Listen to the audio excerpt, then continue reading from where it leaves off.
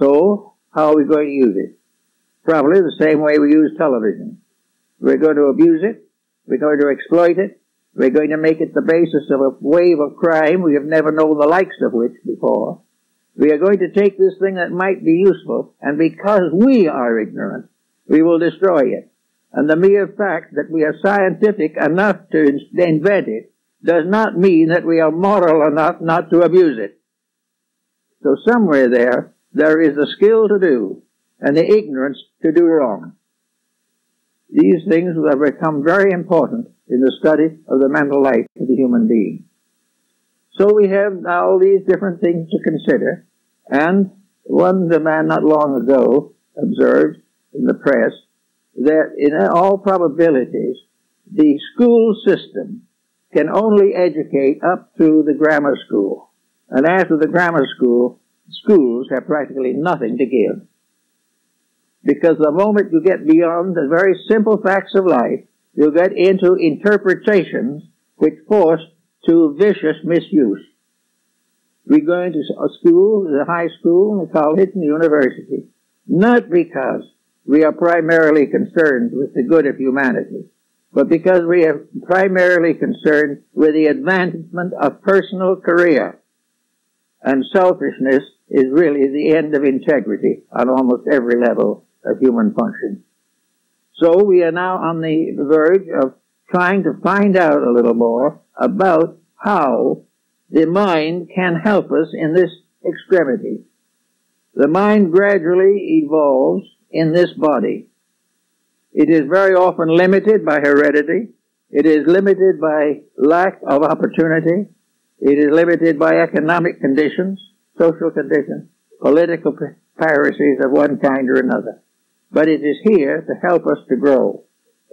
And usually it should be taught before school age. And here brings another serious situation. In other words, integrity has slowly faded away in relationships of human beings to each other. The relationship of marriage is falling apart. The respect of parents and children is no longer stressed. Everyone is on his own, out to do it his own thing, out to waste time. We've had a number of young people have come to me to try to find out some of the problems that they face. And most of them were troubled with one basic value, that they wished to do as they pleased, that they wished to be themselves, and by themselves they meant to drink whenever they felt like it. By themselves they meant how to break all the rules without being punished. It was never the point of themselves trying to lead them to a better way. They did not recognize the internal factor of growth, and they did not realize that the abuse and misuse of this inner faculty was resulting in physical and emotional distress. The moment the mental factor does not retain leadership over the life begins to fall apart. And leadership is not the ability to put the scheme through. Leadership is not skilled to exploit. Leadership is the understanding and insight to abuse and protect faculties and bodies from abuse.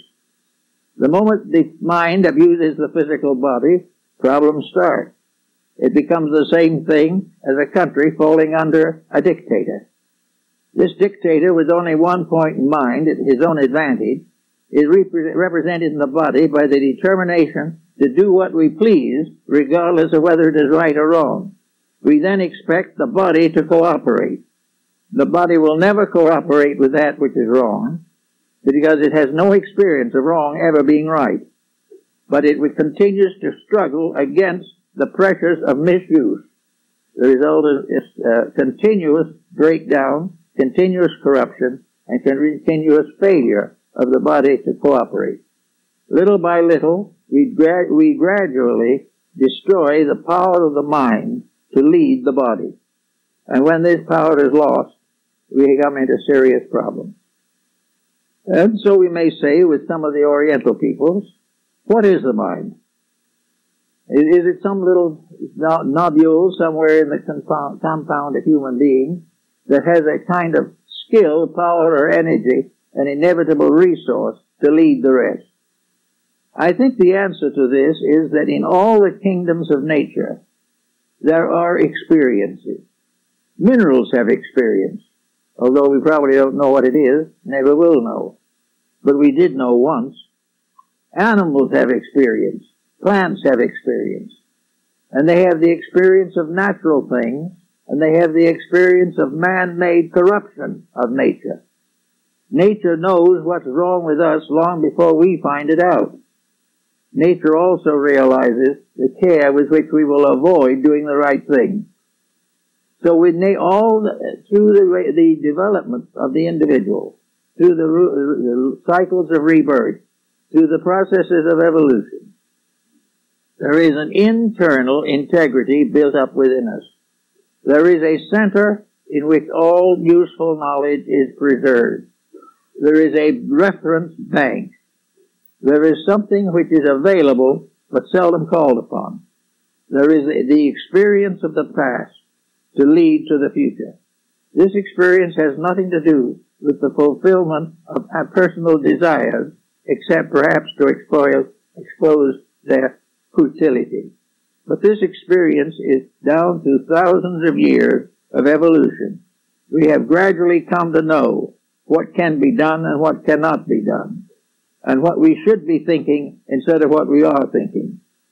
So this center of record, this reference center, this library in which all the records of our own existence are kept, is locked in what we call the memory sequences, or in the mind. So the mind is what it is because it has learned everything that it could learn up to the present level of its growth. Therefore, we can say that it's like a wise old man living on the top of a hill somewhere, an old guru, and the disciples and the students all go to hear him and to learn from him and to gain wisdom from his instruction. So we have within ourselves the guru, the super guru, the teacher that can tell us exactly what is wrong with ourselves, exactly what we have done that is not right, and why we did it, and how we are in danger of repeating the mistake. So we have this source, and the attainment of contact with it is very largely through what we now call meditational disciplines. Meditation in the sense of be still and know. We find this as a scriptural statement. We know that I am God. Now, by being still, we mean for a moment or two to make peace with our own futilities. By being at peace, we mean not selfish for a little while. Forgetting self, forgetting ambition, forgetting to revenge ourselves, forgetting to hate, forgetting to misplace our affections and emotions.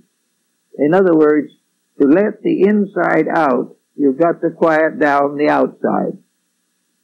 You cannot expect the inner consciousness to function if we are constantly screaming about this, yelling about that, howling about something else, and hating everything in sight. All of this paralyzes the body, destroys its functions, and leads to sickness. But by being quiet and letting ambition slow down for a moment, we can find what's behind it. We can find why we were given an equipment which is capable of achieving wonderful things if we will not get in its own way. But when we take this achieving process and pervert it, use it merely to aggrandize our own selfishness, then we are in serious trouble. So the beginning of the search for reality is to keep quiet and see what we really need and not just what we want, to find out where duty lies and why we shouldn't escape it, to discover what constitutes the fulfillment of life as we can live it, and not the ambition to be something we are not capable of being at the present time. So by being still and not allowing the outside to dictate to us all the time, we begin to develop the philosophic calm. Pythagoras recognized at this point and recommended a silence of 5 years. By the end of that time, the individual ought to know that the world can get along without his making a lot of noise. Most of all, however, the individual has had time to think things through, to make a thorough analysis of himself. Apollonius of Tyana, the thaumaturgist of the Alexandrian period, made a Pythagorean life for himself. He took on voluntarily, although Pythagoras had been dead for over 5 centuries, took on the silence, the 5 year of silence. And while in the midst of this 5 year of silence, there was a great emergency arise. A big fight was starting somewhere. Another war was in the making. And they all rushed to Apollonius and begged him to prevent this from happening. And it was a critical moment. He was vowed to silence. And how is he going to help to prevent this emergency from happening? So he went out and he stood between the two parties and he very quietly blessed both but never spoke. And the peace and greatness of his calmness was so impressive that the war was called off. This is the Pythagorean approach. Emergencies cease or become much less if we do not build them. If we build on an insult, it can become a feud. If we build upon a selfish want, we will become in the end to want everything. If we cater to a weakness of character, in time that weakness will take over. Therefore, in all emergencies where we want to get the best advice there is, we be still and know that we can find something that is better. And this leads us again to something else, which we'll talk about next time. And that is the problem of what happens when the mind does come to peace and becomes a servant in its turn of something higher. At the moment, however, the mind is our consideration, and we need it very badly. We need to have a new construction of education. Now, we're talking very much about the difficulties of maintaining the present pattern of schooling. The individuals who go through the school may be able to get a job, but they have nothing else. And there's no certainty that they are going to get a job.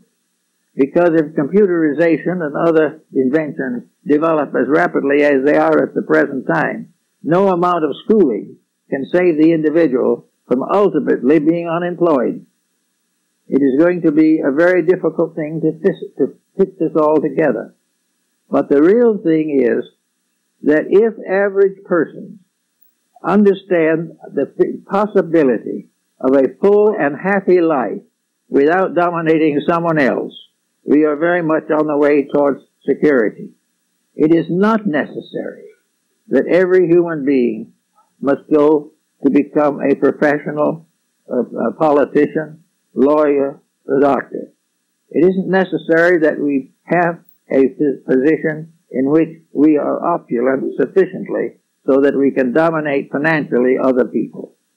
There is no possibility, as was pointed out in Sparta 2,500 years ago, there is no possibility of peace or integrity in a country or in a world in which 90% of the available assets are in the hands of 10% of the people. This cannot be. We know this. Everyone who is even taking a course in academic philosophy knows this, but nothing happens. No one thinks about applying these principles to the present emergency, unless by application we immediately improve our own economic status. If it makes us rich quick, we will try to do it. Otherwise, let somebody else.